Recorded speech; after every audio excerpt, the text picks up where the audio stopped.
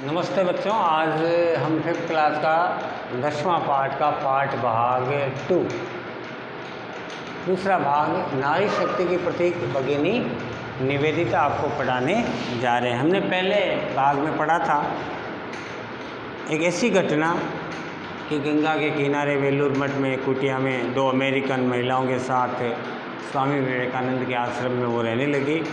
स्वामी जी ने मार्गरेट को एक नया नाम दिया, भगिनी निवेदिता, और उनके आग्रह से ही वह भारत के चरणों में अपना जीवन समर्पित करने लगी। भगिनी निवेदिता ने विवेकानंद के उपदेशों को जन जन तक पहुंचाने का कार्य किया। उसके साथ साथ वो कलकत्ता में लड़कियों का एक स्कूल उसने प्रारंभ किया था। वहाँ छोटी छोटी लड़कियों को पढ़ाने के साथ साथ मिट्टी के बर्तन बनाना और उसके ऊपर चित्रकारी करने का काम भी सिखाया था। जब कलकत्ता में महामारी फैली, महामारी ये शब्दार्थ आप देख रहे हैं ना, मैं एक बार बता देता हूँ कि सन्यासी यानी लोक कल्याण का काम करने वाला साधु, ख्याति यानी प्रसिद्धि, आग्रह यानी निवेदन, उपरांत यानी बाद में, जन जन यानी प्रत्येक मनुष्य, मदद यानी सहायता करना, संग्रह यानी इकट्ठा, महामारी। अभी बच्चों आपको मालूम है ना, कोरोना नाम की महामारी फैल रखी है।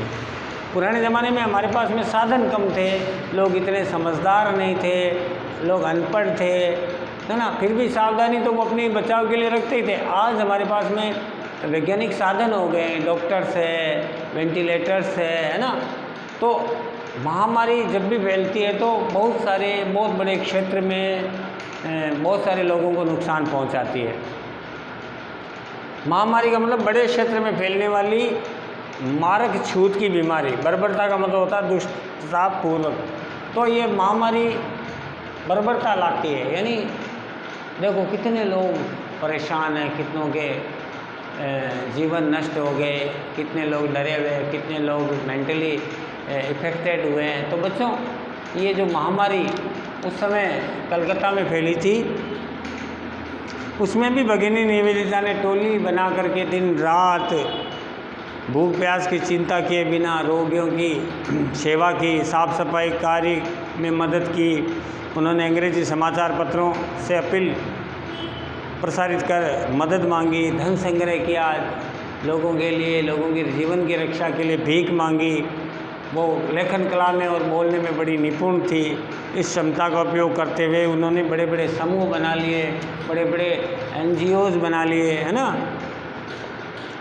निवेदिता ने जब अंग्रेज़ों का भारतीयों के साथ बर्बरपूर्ण यानी दुष्टतापूर्ण व्यवहार देखा तो वो पूर्ण ताकत के साथ भारत में स्वतंत्रता की लड़ाई में भी शामिल हो गई।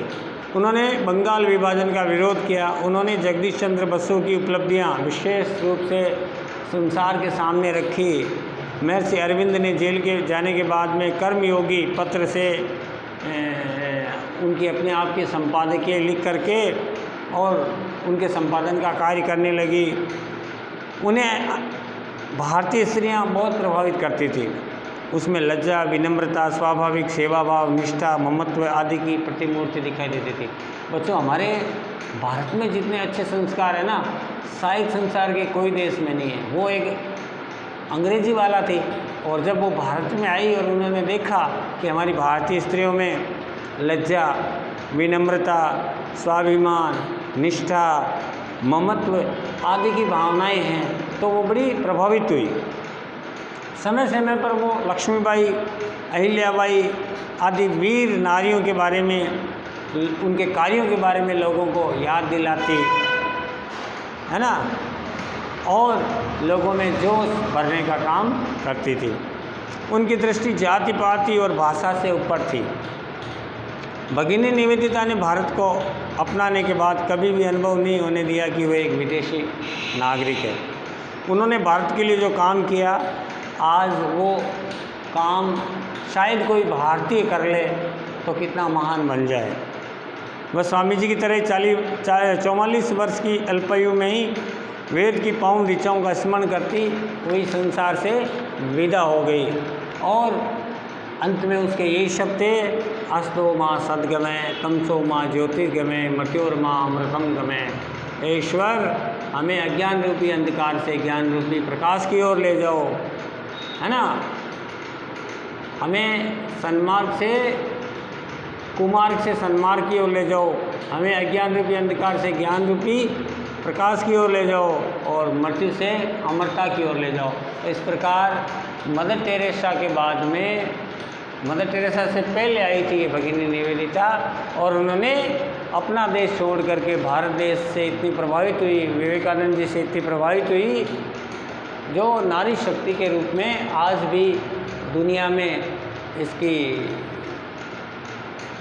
एक तरह से मिसाल कायम है। आज इसकी लिखी हुई कई किताबों को लोग पढ़ते हैं, स्त्रियां पढ़ती हैं, और आने वाले समय में नारियों को एक नई दिशा देने का काम करती है। तो बच्चों, ये था आपका पाठ। कुछ प्रश्न हम आपको दिए देते हैं, तो आपको वो अपनी कॉपी में करना है।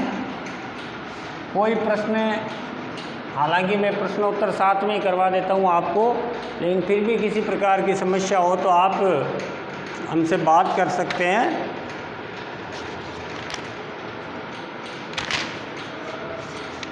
पहला प्रश्न लिखिए आज का।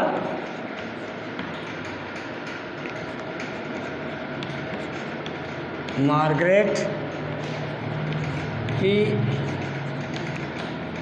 किस सन्यासी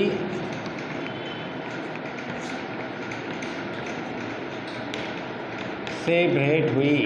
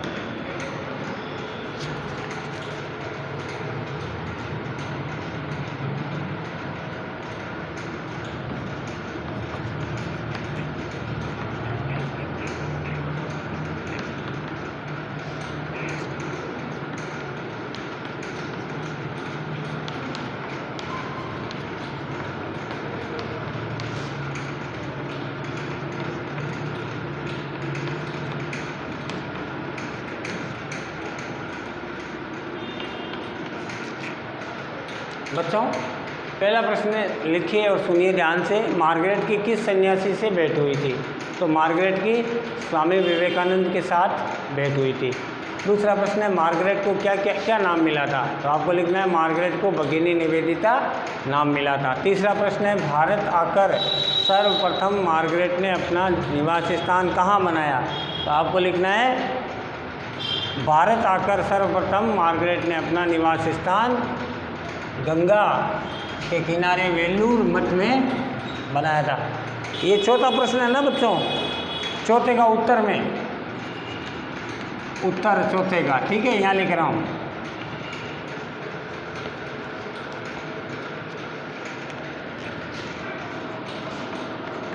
भगिनी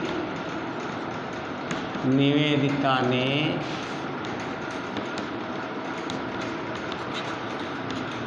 लड़कियों के लिए एक स्कूल खोला, ने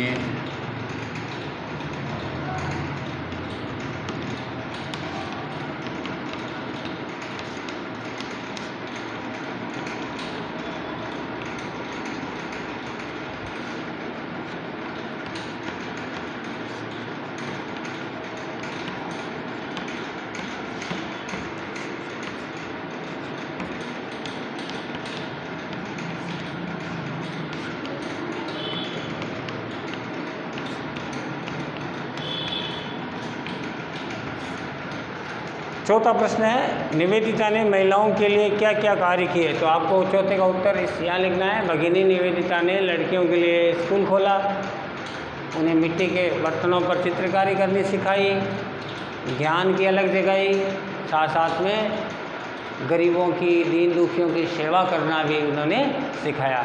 तो इस पाठ के बाकी के प्रश्न हैं वो हम अगले वीडियो में आपको बताएंगे। तब तक के लिए थैंक यू।